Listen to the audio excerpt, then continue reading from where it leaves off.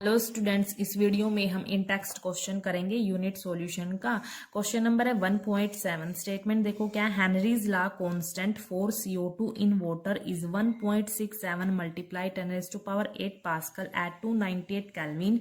Calculate the quantity of CO2 in 500 ml of soda water when packed under 2.5 atmosphere CO2 pressure at 298 Kelvin। तो सबसे पहले देखो soda water है, जो soda water है वो कैसे बनता है। सोडा वाटर वाटर में क्या किया जाता है, वाटर में CO2 गैस को ऐड किया जाता है हाई प्रेशर देके, तो क्या बनता है, सोडा वाटर बनता है। ठीक है, वाटर में CO2 गैस ऐड की जाती है तो क्या बनता है, सोडा वाटर बनता है। अब जो ये CO2 गैस है, मान लो ये क्या है, सोल्यूट है। ठीक है, और यहाँ पर वाटर क्या है, सोलवेंट है। यहाँ पर वाटर क्या है, सोलवेंट है, और जो ये सोडा वाटर है ये क्या, एक सॉल्यूशन बन गया। ठीक है, अब देखो क्या है इस क्वेश्चन में क्या दिया हुआ है। जो हेनरी लॉ कांस्टेंट है CO2 गैस का इन वाटर में, वो कितना है, 1.67 मल्टीप्लाई 10⁸ पास्कल दिया हुआ है। ठीक है, और हमने यहाँ पर कैलकुलेट क्या करना है कि जो वाटर में जो ये CO2 गैस ऐड की गई प्रेशर देके कि कितनी अमाउंट में जो ये CO2 गैस है वाटर में ऐड की गई, वो हमने निकालनी है यहाँ पर। ठीक है, देखो यहाँ पर हेनरी लॉ कांस्टेंट तो दिया हुआ है, CO2 गैस का कितना है, 1.67 मल्टीप्लाई 10⁸ पास्कल दिया हुआ है। ठीक है, यहाँ पर हमने क्या कैलकुलेट करना है कि जो सोडा वाटर है, ये क्या है, 500 ml सोडा वाटर है। ठीक है, 500 ml सोडा वाटर है। इस 500 ml सोडा वाटर में कितनी क्वांटिटी यूज हुई है CO2 गैस की, वो हमने निकालनी है। मतलब CO2 गैस की कितनी अमाउंट यहाँ पर यूज हुई है 500 ml ऑफ सोडा वाटर बनाने के लिए, वो हमने क्या करना है, निकालना है। और यहाँ पर क्या दिया हुआ है, प्रेशर भी दिया हुआ है भाई। इस प्रेशर पर CO2 गैस इसमें ऐड की गई थी, वाटर में ऐड की गई थी। कितने प्रेशर पर, 2.5 atmosphere CO2 pressure at this temperature. ठीक है, अब देखो यहाँ पर जो हमें गिवन है ना, वो लिख लेते हैं हम। यहाँ पर हमें हेनरी कांस्टेंट मतलब KH की वैल्यू कितनी दी हुई है, 1.67 मल्टीप्लाई 10⁸ पास्कल दी हुई है। ठीक है, और क्या दिया हुआ है, प्रेशर भी दे रखा है।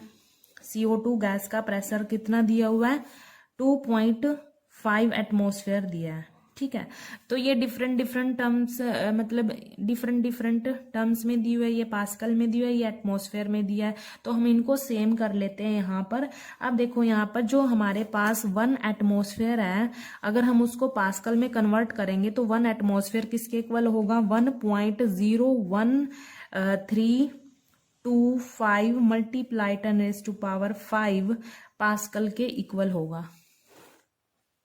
तो 1 एटमॉस्फेयर यहाँ पर किसके इक्वल होगा, 1.01325 मल्टीप्लाई 10⁵ पास्कल के इक्वल होगा यहाँ पर।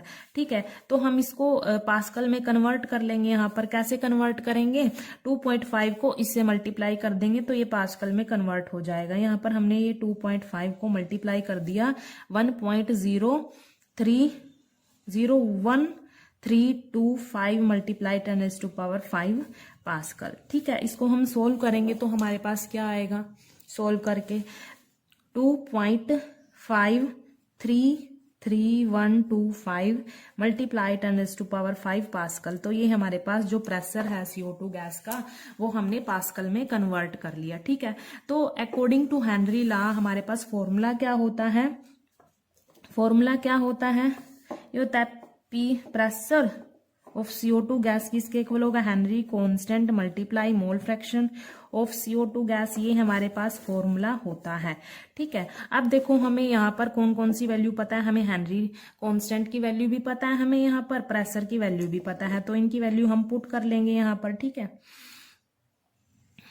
देखो यहाँ पर जो ये मोल फ्रैक्शन है इसकी वैल्यू हमें नहीं पता, तो हम क्या करेंगे, इसकी वैल्यू निकाल लेंगे पहले। मतलब ये हमें निकालना है। ठीक है, मोल फ्रैक्शन क्या करना पड़ेगा, हमें ये निकालना पड़ेगा। तो जो KH है वो क्या आ जाएगा, प्रेशर के डिवाइड में आ जाएगा यहाँ पर।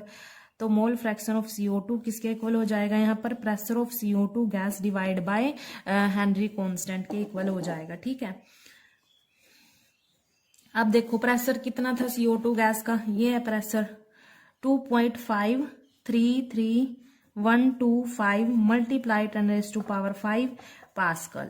और हेनरी कांस्टेंट की वैल्यू कितनी दी हुई है, ये दी हुई है 1.67 मल्टीप्लाई 10⁸ पास्कल।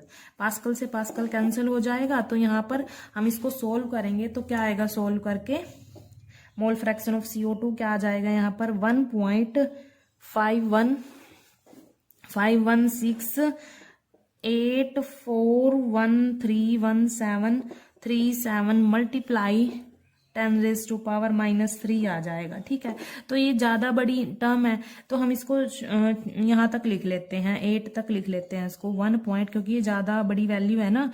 5168 मल्टीप्लाई 10⁻⁻3 ये इसकी मोल फ्रैक्शन आ गई। ठीक है, अब देखो मोल फ्रैक्शन का फॉर्मूला क्या होता है, यहाँ पर जो मोल फ्रैक्शन है CO2 का, तो उसका फॉर्मूला क्या होगा, number of moles of CO2 divide में क्या होंगे, दोनों के मोल्स आएंगे, CO2 के मोल्स भी और वाटर के मोल्स भी आएंगे। यहाँ पर number of moles of CO2 plus number of moles of water, अब किसके इक्वल होगा ये हमने मोल फ्रैक्शन की जगह ये फॉर्मूला लिख दिया। ठीक है, अब जो मोल फ्रैक्शन है वो किस वैल्यू क्या थी, ये थी 1.5168 मल्टीप्लाई 10⁻⁻3। ठीक है, अब देखो यहाँ पर जो क्वेश्चन में हमें वाटर का वॉल्यूम गिवन है 500 ml गिवन है। ठीक है, तो यहाँ पर लिख लेते हैं वॉल्यूम कितना है, 500 ml है वाटर का। ठीक है, तो हमें पता है जो डेंसिटी होती है वो वाटर की कितनी होती है, डेंसिटी वाटर की 1 ग्राम पर ml होती है। ठीक है, तो हम क्या करेंगे, इन टर्म्स को यूज करके यहां से मोल्स निकाल लेंगे वाटर के। ठीक है, अब देखो डेंसिटी का फॉर्मूला क्या होता है, मास डिवाइड बाय वॉल्यूम होता है, तो यहाँ पर हमें वॉल्यूम भी पता है, डेंसिटी भी पता है, यहाँ से हम मास निकाल लेंगे, कितना आएगा, डेंसिटी मल्टीप्लाई वॉल्यूम हो जाएगा, तो 1 मल्टीप्लाई 500 आ जाएगा ये ग्राम, क्योंकि ml से ml कैंसिल हो जाएगा, तो हमारे पास मास कितना आया, 500 ग्राम आ गया यहाँ पर। ठीक है, अब क्या करेंगे हम, इस मास को हम यूज करेंगे कैसे, क्योंकि जो मोल्स का फॉर्मूला होता है वो क्या होता है, एक्चुअल मास डिवाइड में मोलर मास होता है। एक्चुअल मास तो हमने निकाल लिया वाटर का कितना है, 500 ग्राम है। अब हम क्या करेंगे, मोलर मास निकालेंगे। मोलर मास देखो कैसे निकालेंगे, H2O का हाइड्रोजन 2 है यहाँ पर, और ऑक्सीजन का जो एटॉमिक मास होता है वो 16 होता है, तो क्या होगा 18 ग्राम पर मोल क्या आ जाएगा, इसका मोलर मास हो जाएगा। ठीक है, तो यहाँ पर हम 18 ग्राम पर मोल लिखेंगे। ठीक है, तो ग्राम से ग्राम कैंसिल हो जाएगा, इसको हम सोल्व करेंगे तो मोल्स कितने आएंगे हमारे पास, 27.77 मोल आ जाएंगे। ठीक है, इस वैल्यू को हम क्या करेंगे, यहाँ पर पुट कर देंगे। Number of moles of CO2 as it is, यहाँ पर भी number of moles of CO2 as it is, और ये वाली वैल्यू हम यहाँ पर पुट कर देंगे। हमने ये क्या निकाल लिया है, मोल्स निकाल लिए वाटर के, तो कितना आएगा 27.77 मोल आ जाएंगे। ठीक है, इक्वल्स टू ये वाली value as it is 1.5168 multiply 10⁻⁻3। अब क्या करेंगे, हम इनको सोल्व करेंगे। ठीक है, ऐसे क्रॉस मल्टीप्लाई कर देंगे। ठीक है, देखो यहाँ पर क्या आएगा, NCO2 क्या है, number of moles of CO2 equals to ये वाली वैल्यू है, इनसे मल्टीप्लाई हो जाएगी। ठीक है, 68 मल्टीप्लाई 10⁻⁻3, यहाँ पर number of moles of CO2 as it is, और ये वाली वैल्यू 27.77 मोल ये वाटर के मोल्स थे। अब इस वाली वैल्यू को हम इनसे मल्टीप्लाई कर देंगे। ठीक है, number of moles of CO2 इधर, ये इससे मल्टीप्लाई करेंगे, number of moles of CO2 plus ये इससे मल्टीप्लाई करेंगे तो क्या आएगा, सोल्व करके लिख लेते हैं। इससे मल्टीप्लाई करने पर 42.121536 मल्टीप्लाई 10⁻⁻3 आ जाएगा।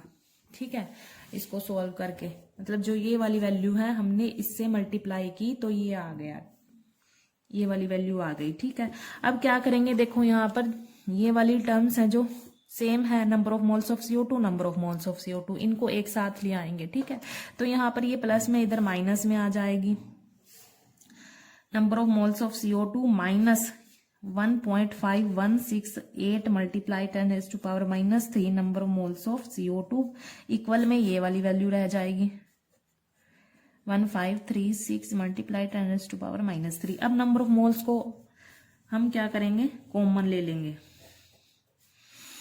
यहां पर ये हमने इनमें से कॉमन ले लिया, ठीक है।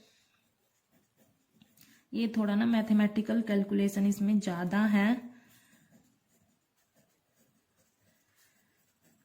10⁻³ अब क्या करेंगे, ये माइनस कर देंगे, ठीक है। 1 में से माइनस कर देंगे इस टर्म को, तो क्या आएगा माइनस करके 0.998483 इक्वल आ जाएगा 42.121536 मल्टीप्लाई 10⁻³ के इक्वल आ जाएगा। तो हम यहां से क्या करेंगे, number of moles of CO2 निकाल लेंगे। ये मल्टीप्लाई में, ये इधर डिवाइड में आ जाएगा। इसको हम सॉल्व कर लेते हैं। इधर ये आ गया डिवाइड में। अब देखो इसको सोल्व करके क्या आएगा, इसको हम सोल्व करेंगे तो हमारे पास आएगी वैल्यू 0.042185523 मोल आ जाएंगे ये, ठीक है। ये इसकी वैल्यू आ गई। Number of moles of CO2 निकाल दी हमने, ठीक है। लेकिन क्वेश्चन में क्या पूछा है, गैस की CO2 गैस की अमाउंट पूछी है कि 500 ml ऑफ सोडा वाटर में कितनी अमाउंट ऑफ गैस यूज हुई है, उसकी क्वांटिटी पूछी है। तो हमें क्या निकालना है, यहाँ पर मास निकालना है। ये तो हमने मोल्स निकाले CO2 गैस के। तो मोल्स का फॉर्मूला क्या होता है, एक्चुअल मास होता है डिवाइड में मोलर मास होता है, ठीक है, मोलर मास। तो हम number of moles of CO2 की जगह हम ये लिख सकते हैं, ठीक है। और इक्वल में हमारी ये वाली वैल्यू चली रही है 0.042185523 मोल, ठीक है। तो हमने क्या निकालना है, मास निकालना है। तो मोलर मास तो हम CO2 का निकाल सकते हैं। देखो यहाँ पर CO2 का मोलर मास कैसे निकालेंगे, कार्बन का कितना होगा, यहाँ पर एटॉमिक मास 12 होगा, ऑक्सीजन का कितना होता है 16 मल्टीप्लाई 2। यहाँ पर हम इसको सोल्व करेंगे, कितना आ जाएगा 44 आ जाएगा, ठीक है। तो हमने क्या निकालना है, मास तो निकालना ही है। ये एज इट इज लिख लेते हैं। मोलर मास कितना है 44 आ गया, और ये वाली वैल्यू एज इट इज आएगी यहाँ पर 42185523 मोल। अब यहाँ पर ये 44 डिवाइड में इधर मल्टीप्लाई में आ जाएगा। तो हम ये मास किसका निकाल रहे हैं, CO2 गैस का निकाल रहे हैं 85523। इधर ये मल्टीप्लाई में आ गया। इसको हम सोल्व करेंगे तो हमारे पास आएगी वैल्यू 1.8561630012 आ जाएगी, ठीक है। तो हम ये ज्यादा बड़ी वैल्यू है, हम इसको क्या करेंगे, देखो जो ये ग्राम पर मोल में था, ठीक है, यहाँ पर मोल से मोल कैंसिल हो जाएगा, तो ये सारा ग्राम में आ जाएगा वैल्यू। ये ज्यादा बड़ी वैल्यू है तो हम इसको यहां तक लिख लेते हैं 1.8561 ग्राम। ये किसकी वैल्यू आ गई, मतलब जो CO2 गैस की क्वांटिटी है वो कितनी हुई, कितनी यूज हुई 1.8561 ग्राम यूज हुई। 500 ml ऑफ सोडा वाटर में CO2 गैस की कितनी अमाउंट यूज हुई, 1.8561 ग्राम यूज हुई, ठीक है। तो ये क्वेश्चन में पूछा था।